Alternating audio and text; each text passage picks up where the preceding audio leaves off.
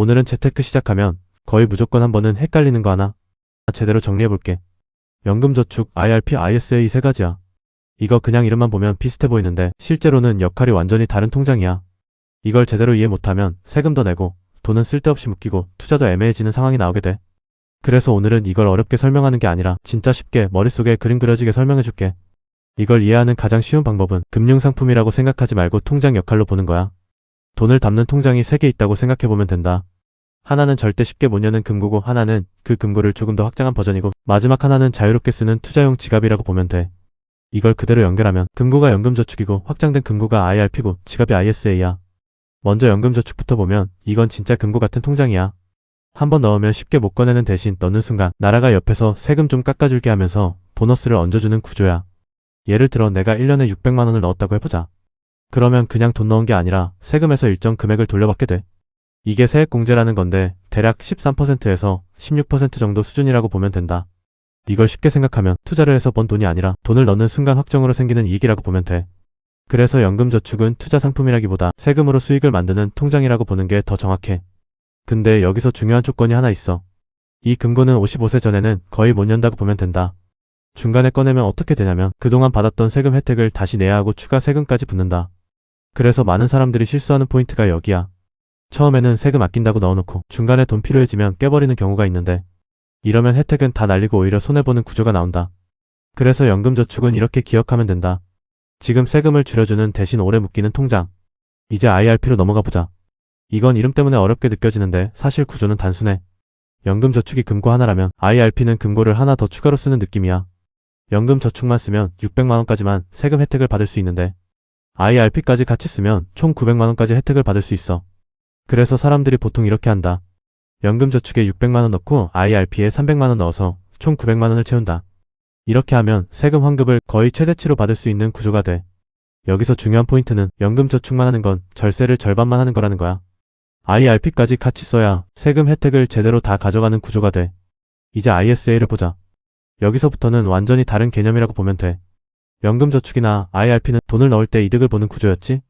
근데 ISA는 반대로 돈을 벌었을 때 이득을 보는 통장이야. 이걸 아까 비유로 보면 금고가 아니라 지갑이라고 생각하면 돼. 금고는 넣으면 못 꺼내지만 지갑은 계속 쓰고 넣고 반복하잖아. ISA는 바로 그런 느낌이야. 여기서 주식이나 ETF 같은 투자를 하는데 이 지갑을 쓰면 돈을 벌었을 때 세금을 덜 내게 돼. 일반 계좌에서 투자해서 수익이 나면 바로 세금이 빠져나가는데 ISA는 일정 금액까지는 아예 세금을 안 내고 그 이상도 낮은 세율로 과세돼. 쉽게 말하면 같은 투자로 돈을 벌어도 일반 계좌는 세금을 더 내고 ISA는 덜 내니까 결국 더 많이 남는 구조가 되는 거지.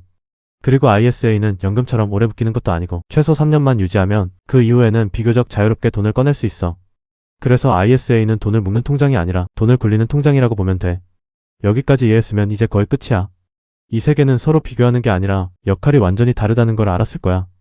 연금저축과 IRP는 돈을 넣을 때 세금을 줄여주는 구조고 ISA는 돈을 벌었을 때 세금을 줄여주는 구조야. 그래서 이걸 하나만 선택하는 건 비효율적인 선택이 된다. 이제 실제로 어떻게 써야 하는지 보자. 여기서부터가 진짜 중요해. 재테크 제대로 하는 사람들은 순서가 있어. 첫 번째는 무조건 연금부터 채운다.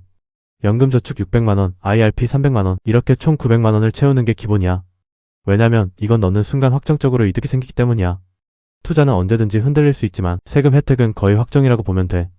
그래서 이 구간은 선택이 아니라 필수라고 보는 게 맞아. 두 번째는 그 다음 ISA로 간다. 연금으로 세금을 줄였으면 이제 투자로 수익을 만들어야 해. ISA 안에서 ETF 같은 걸 투자하면 일반 계좌보다 세금을 덜 내니까 결국 같은 투자라도 결과가 더 좋아져. 이 차이는 시간이 갈수록 더 크게 벌어질 거야. 그래서 가장 현실적인 구조는 이거야. 연금저축과 IRP로 세금 혜택을 최대한 받고 ISA로 투자를 병행하는 것. 이게 실제로 가장 많이 쓰는 구조고 가장 효율적인 방법이야. 마지막으로 핵심만 한번 더 정리해볼게. 연금은 지금 세금을 줄이는 도구고 ISA는 나중에 낼 세금을 줄이는 도구다. 연금은 돈이 묶이는 대신 혜택이 크고 ISA는 비교적 자유로운 대신 혜택 구조가 다르다. 그래서 결론은 단순하다.